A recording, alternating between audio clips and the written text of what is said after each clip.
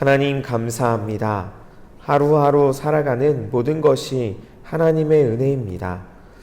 나의 입술의 모든 말과 나의 마음의 묵상이 그리고 모든 일상으로 하나님을 찬양하고 하나님께 영광 돌리며 하나님의 나라와 예수 그리스도의 복음을 전하는데 사용되게 하여 주옵소서. 하나님에 대한 헛된 논쟁에 빠지지 않게 하시고 부족한 지혜와 지식으로 하나님의 영광을 가리우지 않도록 성령 충만하심으로 우리에게 채워 주옵소서. 대림절 기간을 지나고 있습니다. 어두운 세상을 밝히는 빛으로 오신 주님, 죄로 인해 죽을 수밖에 없는 우리를 구원하시기 위해 생명으로 오신 주님, 우리를 향하신 너무나 크신 사랑을 보여주시기 위해 오신 주님, 온 세상의 진정한 주인이시며 통치자이시기에 왕으로 오신 주님, 이 땅에 오신 주님을 기억합니다. 주님께서 이 땅에 오셔서 베푸신 구원의 은혜와 사랑과 소망을 기뻐하고 즐거워하게 하시고 그것을 전하고 나누어 함께 누릴 수 있는 믿음과 마음을 허락하여 주옵소서. 구의교회를 위해 기도합니다. 성령이 하나 되게 하신 것을 힘써 지키라는 말씀으로 이 한 해를 지내왔습니다. 이제 한 해를 마무리하며 또 새로운 한 해를 준비하는 시기이오니 사람이 마음으로 계획할지라도 걸음을 인도하시는 분은 하나님이신 줄 분명히 믿고 의지하며 하나님께서 우리의 마음과 생각을 주관하여 주시고 세상과 사람의 보기에 좋은 것이 아닌 하나님 보시기에 선하고 아름다운 길로 우리를 인도하여 주옵소서. 담임 목사님을 비롯한 교역자들에게 지혜와 능력과 영육의 강건함을 주옵소서. 장로님들과 집사님들, 권사님들에게는 충성된 마음을 주시고 감사와 기쁨으로 그 직분을 감당하게 하시며 먼저 은혜 받게 하여 주옵소서. 미래의 준비국을 위해 기도합니다. 영유아 유치부, 유년부, 소년부, 청소년부의 모든 아이들이 하나님을 경험하게 하여 주옵소서. 이를 위해 수고하시는 교역자들과 교사들에게 은혜와 지혜를 무엇보다 무릎 꿇고 기도할 수 있는 믿음을 더하여 주옵소서.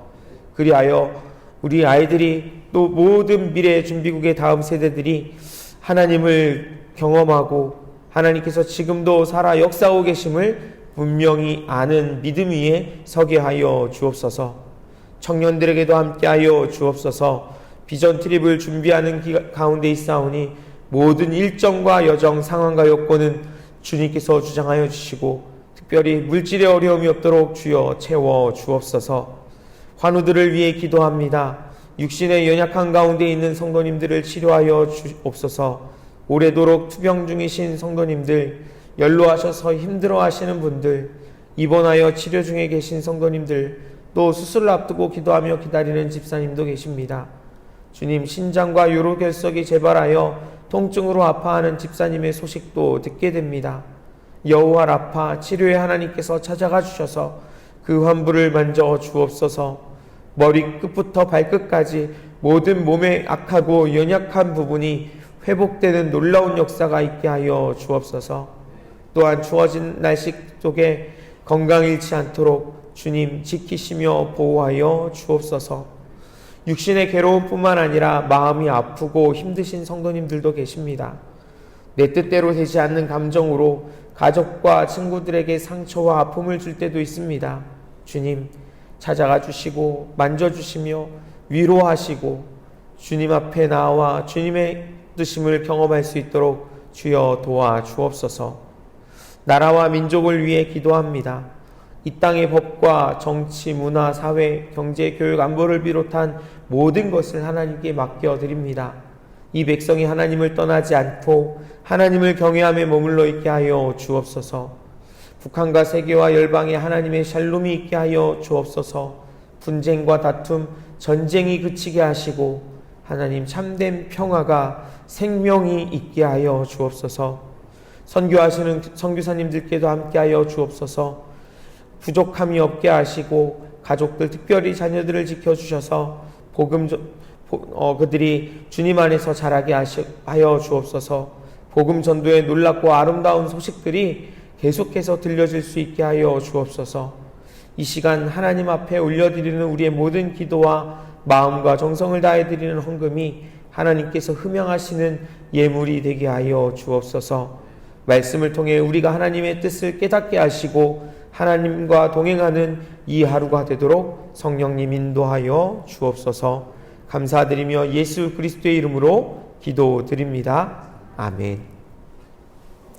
하나님의 말씀은 구약성경 욥기 38장 1절부터 18절까지 말씀입니다. 구약성경 798쪽 욥기 38장 1절부터 18절까지 말씀입니다. 함께 봉독하시겠습니다. 그때에 여호와께서 폭풍우 가운데에서 욥에게 말씀하여 이르시되 무지한 말로 생각을 어둡게 하는 자가 누구냐? 너는 대당구처럼 허리를 묶고 내가 내게 묻는 것을 대답할지니라. 내가 땅에 기초를 놓을 때에 내가 어디 있었느냐? 내가 깨달아 알았거든 말할지니라. 누가 그것의 도량법을 정하였는지 누가 그 줄을 그것의 위에 띄었는지 내가 아느냐? 그것의 주추는 무어디에 세웠으며 그 모퉁이돌을 누가 놓았느냐? 그때 새벽별들이 기뻐 노래하며 하나님의 아들들이 다 기뻐 소리를 질렀느니라. 바다가 그 모태에서 터져 나올 때에 문으로 그것을 가둔 자가 누구냐?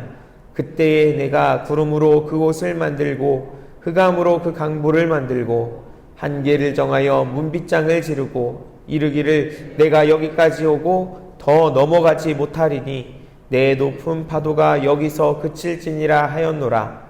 내가 너의 날에 아침에게 명령하였느냐? 새벽에게 그 자리를 일러 주었느냐? 그것으로 땅끝을 붙잡고 악한 자들을 그 땅에서 떨쳐버린 일이 있었느냐? 땅이 변하여 진흙에 인친 것 같이 되었고 그들은 옷같이 나타나되 악인에게는 그 빛이 차단되고 그들의 높이 든 팔이 꺾이느니라.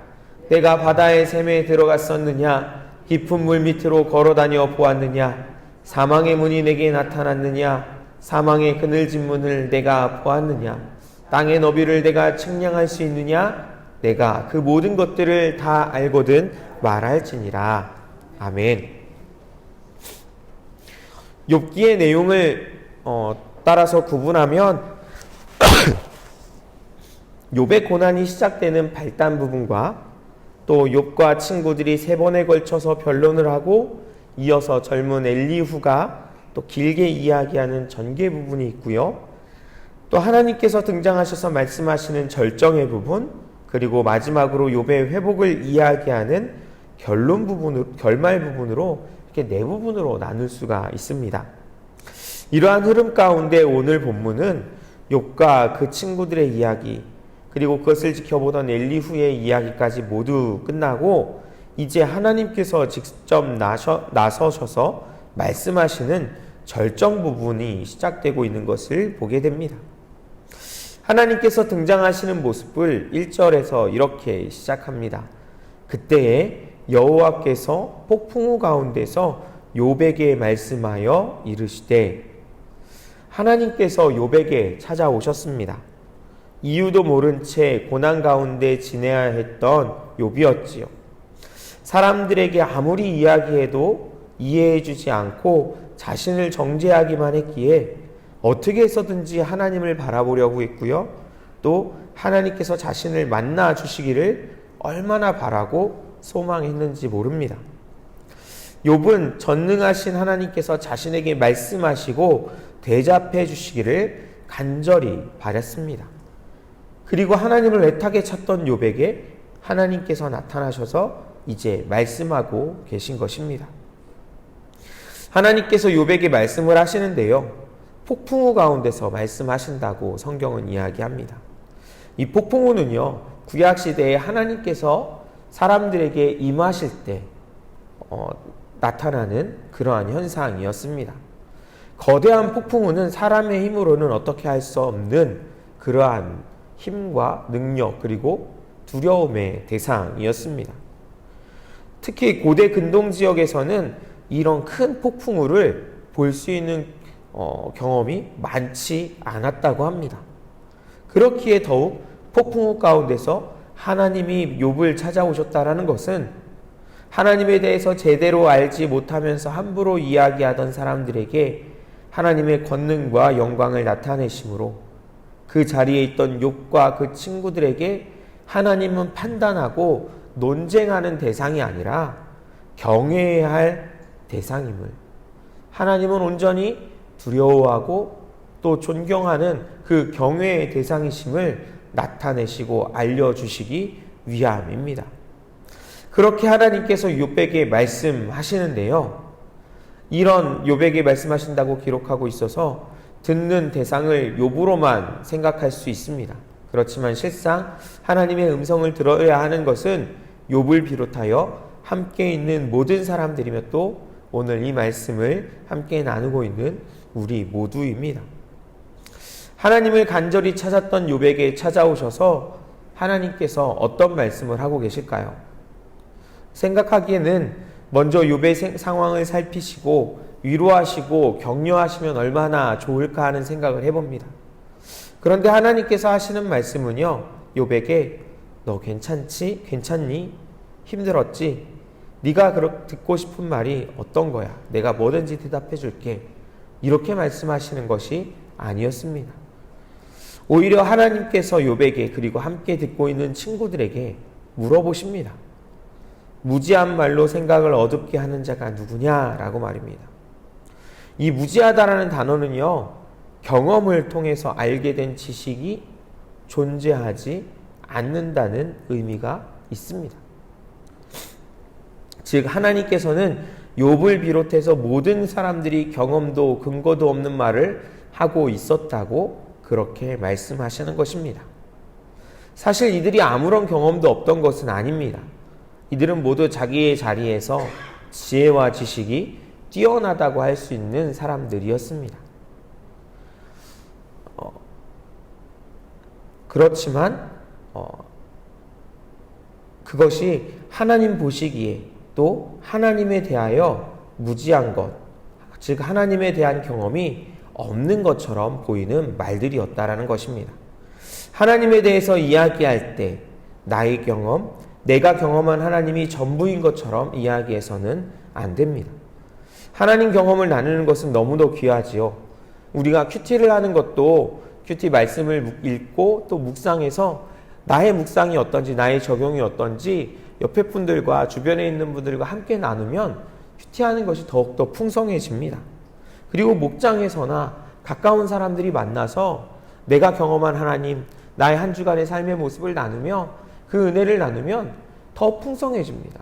왜냐하면 내가 경험하지 못했던 하나님을 다른 사람의 고백을 통해서 경험하게 되는 것이니까요. 아, 나의 하나님이 너의 하나님도 되고 우리 하나님이 되시는구나. 하나님 경험이 더 풍성해지는 겁니다. 그런데 그렇게 하면 하나님에 대한 지식이 더해갈 수 있겠지만 반대로 나의 경험만 옳다고 고집을 부리고 다른 사람의 경험이 잘못된 것이라고만 한다면 어떻게 할까요? 어떨까요?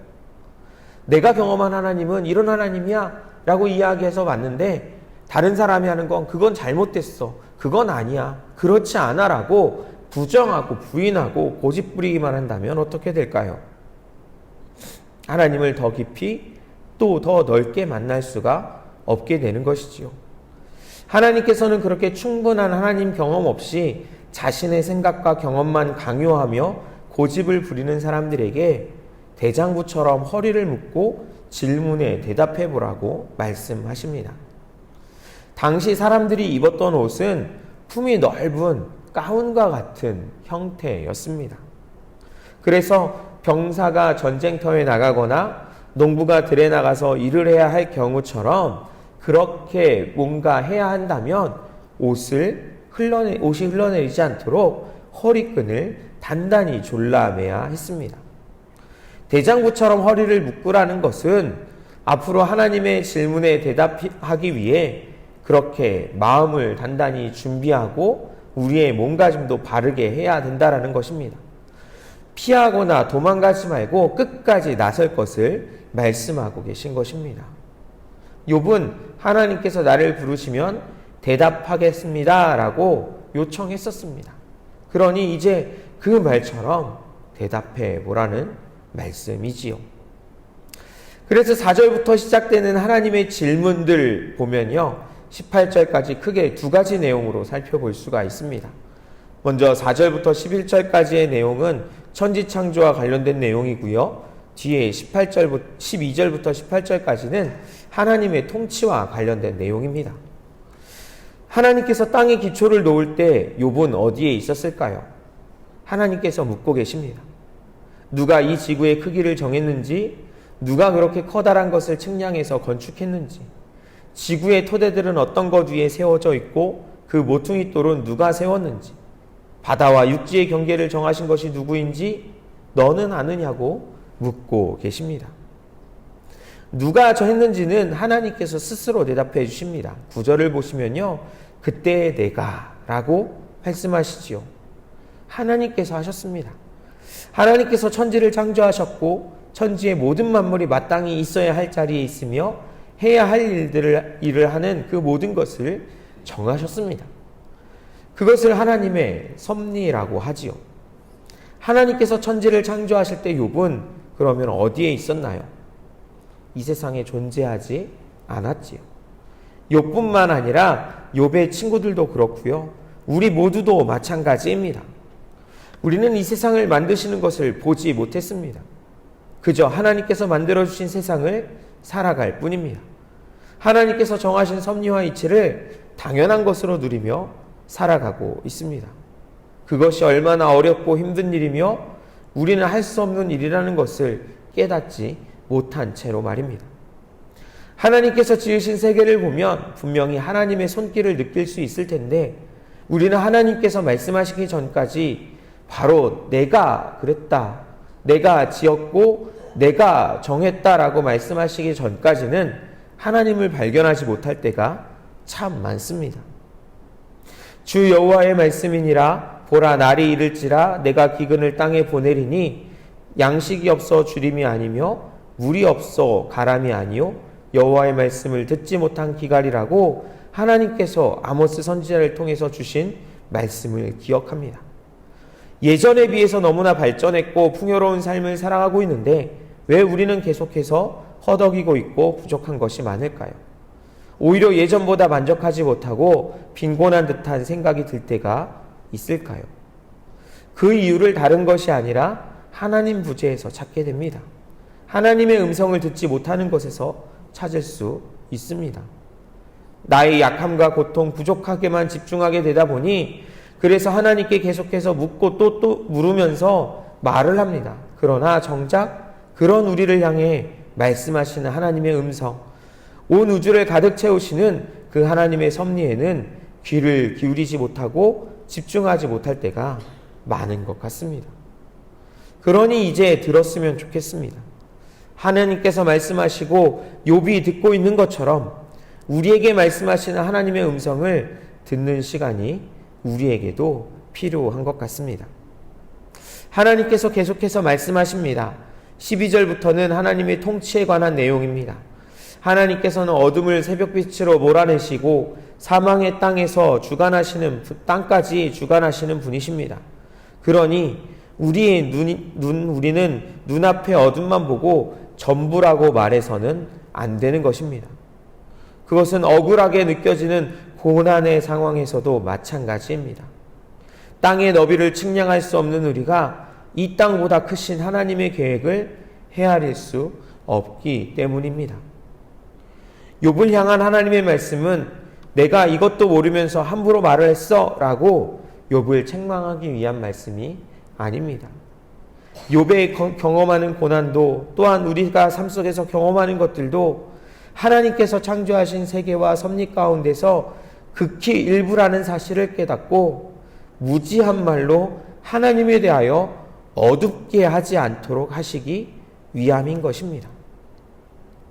그러니 이 아침에 크신 하나님을 찬양했으면 좋겠습니다. 또한 내 경험에 의지하여 하나님에 대하여 함부로 이야기하지 않도록 내 입에서 나오는 말과 우리의 삶의 모습이 하나님 사랑과 예수 그리스도를 전하는 도구로 사용되어질 수 있으면 좋겠습니다. 그것을 위해 기도하시는 이 아침이 될 수 있길 간절히 원합니다. 이제 주님께서 가르쳐 주신 기도를 드리신 후에 믿음으로 기도하시다가 자유롭게 돌아가시겠습니다.